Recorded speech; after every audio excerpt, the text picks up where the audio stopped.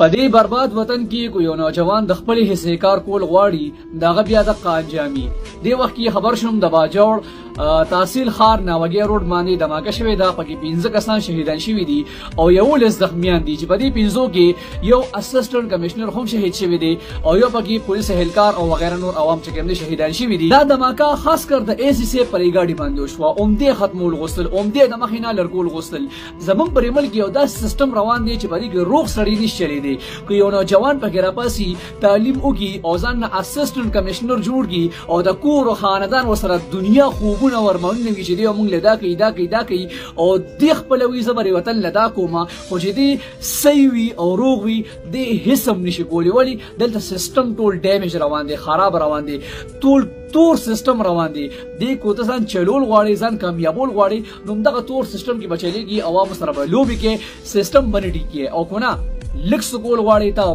مخه نه ختمي او نوجوانانو ته ماته قدر خواسته چې تعلیمونه کوي او پړ کې ارمانونه ساتي نو په دې ملک تاسو نشي کولی لہذا بهر ملکونو ته لاړ شي دلته چې کوم د خپل ارمانونو او د وطن د پاره چې کوم د کوم خوبونه تاسو لیدلې دي دا ټول ختم کړي ځکه چې سهاري نشته خدا حل وي